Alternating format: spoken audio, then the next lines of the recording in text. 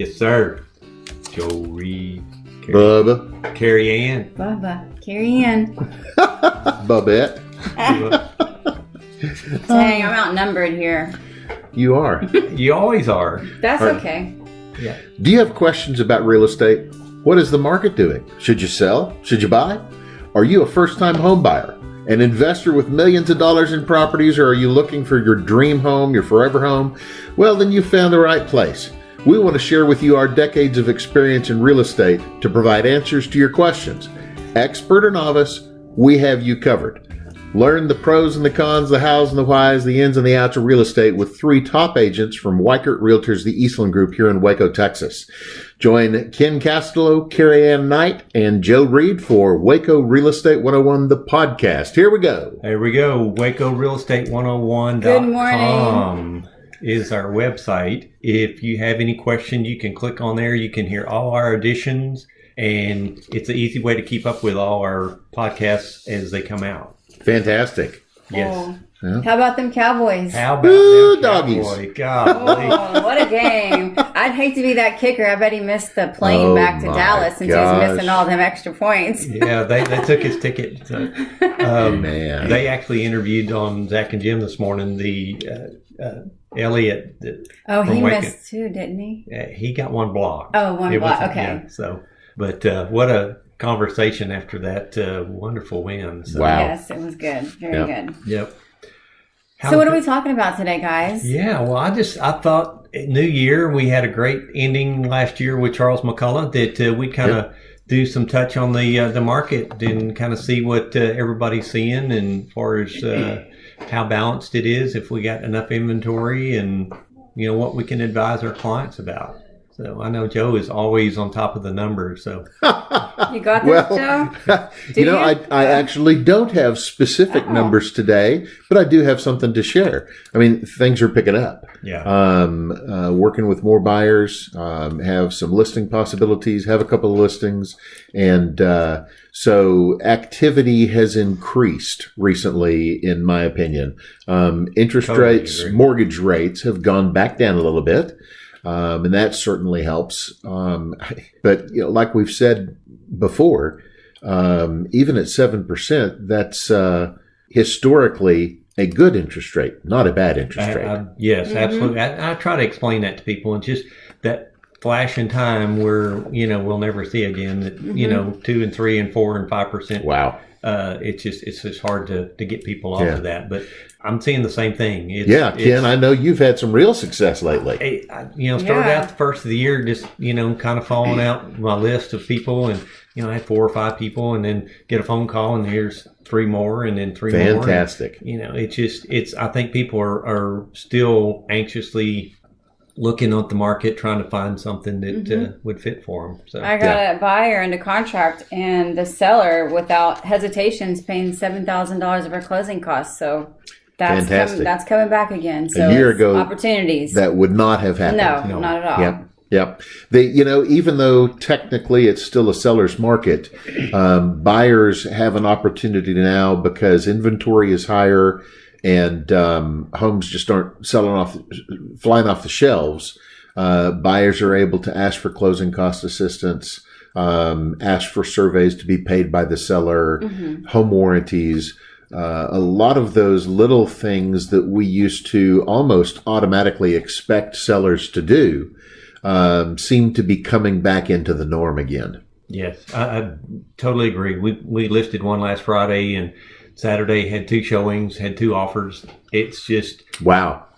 full price, just right off the bat, and it is not what we expected. But, but it's a pleasant, pleasant. That's fantastic, but I would say not everybody can expect that to happen. No. Not the way the market is now. Unless you have a house in Axtell. I put an offer in on a house in Axtell last week, and there were 4 offers. That's because there's probably Wow. like 20 houses in Axtell. So And one was on the market. one came on the market, and we lost. Yep.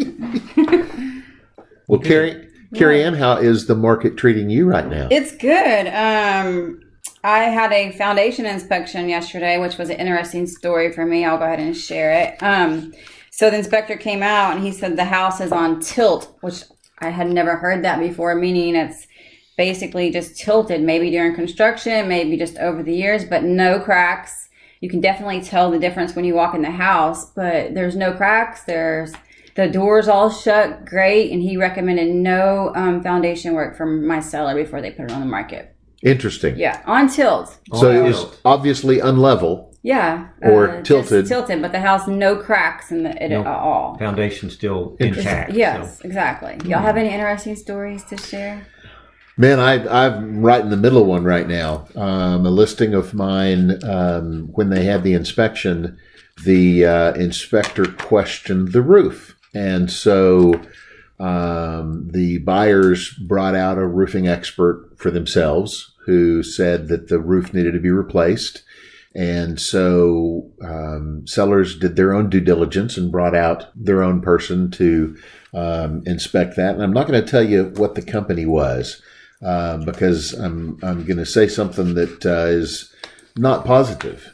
Oh. But part of the requirement for this company to come out and look at the roof and give you an estimate and tell you whether or not they felt the insurance company would consider it a covered claim was to have the sellers sign a contract before they ever came out saying that if the insurance company approves the claim, you're under contract with us to replace it. That doesn't sound like too bad a deal because, for the sale to go through, you're going to have to replace the roof if it's damaged and can't be insured. So that all seemed good and fine until the sellers found out that those wonderful solar panels that are on the roof will cost $9,000 to remove and replace unless you use one of their approved roofing companies. One of the solar panels companies. Right. Which isn't the company you were going to have come out. Right. Yikes. So, there are a lot of things to take from that story. One is, unfortunately, that roofing company is not going to be on my list of people to call again to get their input about a roof because now my seller, my client, is in a tight spot because they have a contract, but they just found out that it's going to cost $9,000 out of pocket for another expense if they use that company. Wow. So, and the other thing is, people in Waco, we are seeing more, or I am seeing more and more solar panels. Are you guys? I get one or two calls every week personally about it. And it's just, at this point, I feel like I've got a little more knowledge and experience. I can kind of advise people when they call me and ask. They're still not real common in Waco, but we are seeing them more and more often. My seller situation, they are owned, they're paid off, so they convey completely with the sale. Well, that's the best situation to be in. Yes. They're not leased. There's not an extra lien or loan outstanding. But now, another new little piece of knowledge.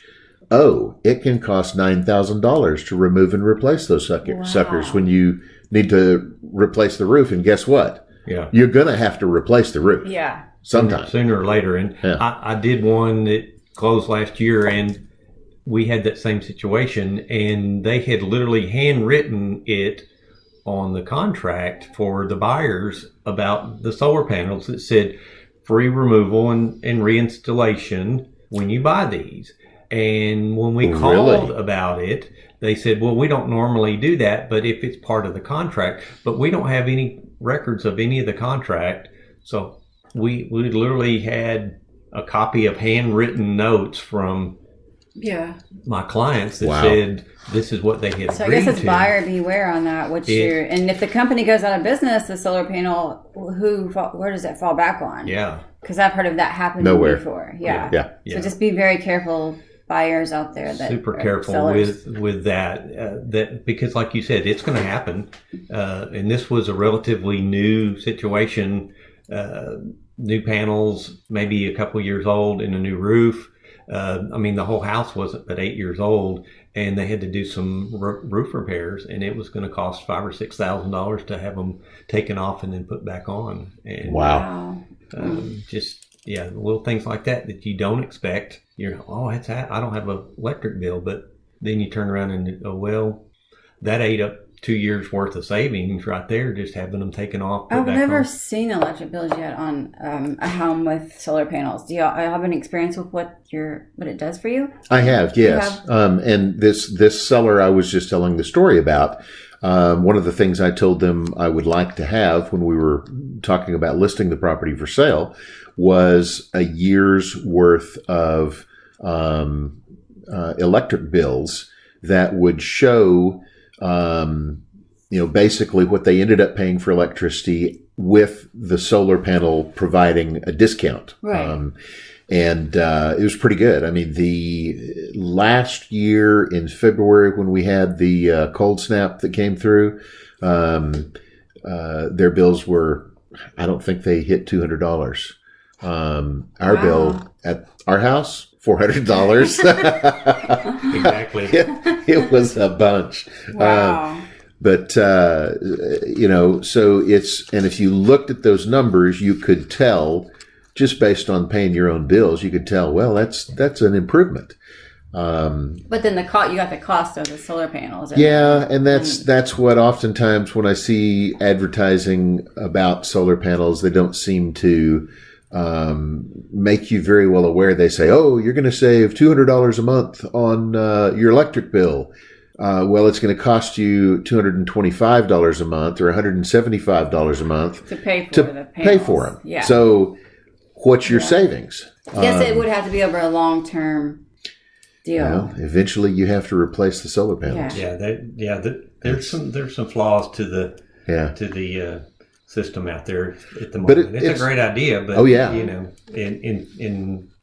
would have never guessed we were going to talk about solar panels today. But you never know what it's so prevalent for our clients. And I do have a lot of people asking me, should I get them? Will it hurt or help me sell my house in the future? I just don't have a lot of knowledge of that. Yeah. Well, Ken, let's move on, and why don't you tell us a story that you've run into recently? Come on, Ken. What do you got up your sleeve? Be extra careful. I think we should all carry fire extinguishers in our vehicles. Oh. Uh-oh. I won't go into great detail, but it's certainly one of those things that had a little inspection experience last week, and I did not have fire extinguisher with me, and we were able to take care of the situation, but before it got out of control. But I think we should all carry fire extinguishers with us for those one-time little emergency situations. So, well, I carry a bottle of water with me sometimes, but sometimes it's empty. My cup of coffee was my fire extinguisher last week. So cream and sugar? It was. But wow, yes, it's not one of those things you ever want to experience in somebody else's house. But right. Luckily, it didn't end horribly, right? No, it was quick in and out and turned everything off. Wow, Good. wow. Just when you turn on that heater and you hear smell that dust and things like that on a heating coil, right. It was a little more dramatic than that. There was some little bit of residue that had been on the heating elements that caught on fire. Oh my goodness! And, we were able to take care of that real quick. Glad I was standing there when it happened. Yes, and you always smell it that first time you turn on the heater. Yeah, it kind of smells like. But this went from dust to smoke real fast, and we turned it off and got it taken care of. But wow, awesome! Within 60 seconds of turning it on. So hey. You guys mind if I share another story? No, go ahead. I love it. We need a story. This is a couple of years ago. I had clients who bought their first home, and it was during COVID. And these were actually the only clients that I had during the couple of years that we were impacted more so by COVID, who had to delay closing because he was actually laid off. And fortunately, the sellers were very flexible and worked with them and delayed, I think, a couple of months. Well, When they finally got ready to close, they did the appraisal, and it was an FHA loan. So we all know that has FHA guidelines that the appraiser follows for safety and stuff like that. Well, the inspection had shown that there was wood rot and there was some missing paint, and there were some things that typically would be called out by an appraiser following FHA guidelines. But remember, this was COVID. And so the appraiser didn't go in the house. They drove by. They didn't actually inspect the house. So these folks were able to buy this house with an FHA loan without having what I would consider to be a full appraisal. So then they turned around to sell it. And I've had multiple clients who bought within the last couple of years who have sold, and amazingly, they have all walked away with money. And I warn people all the time, do not ever expect that to happen again. The last 2 years or so were just crazy. But so when they went to sell it and it was an FHA sale, guess what had to be repaired? Every single thing, because the appraiser came into the house. So the whole point in me sharing this story is we're going to be running across folks who had VA, FHA, USD appraisals done during the COVID time when appraisers did not have to enter properties. And they may be up for a surprise. So things that didn't come up before will start to come up now. Right. That's my concern. Yeah. Yeah. That just baffles me that they could do that in terms of representing the buyer. That that's kind of one of their main guidelines is they have that appraiser to back them up, and and not really have them back them up. That's a little disappointing, I'm sure, for a lot of folks. So that's the first I'd heard of that too. The amazing thing for these clients, even after they paid for foundation repair, plumbing repair, wood rot, and painting, they still walked away with money. Good for them. And I'm sitting here just cringing every time a new bill comes in, thinking, holy crumbs, these poor kids. And by golly, it was a significant drop in what they took home, but they still took significant funds home from the sale. That's good. That's good. Crazy market. Helped them. Definitely, yes. Boy, howdy. Yes. Okay, I got to tell y'all something. So I'll have all these other brokers calling me, want me to come work for them. Well, I was like, well, maybe I just need to raise my commission. And so my broker here was like, well, who's calling you? And I said, well, Visa, MasterCard, electric company, the water bill.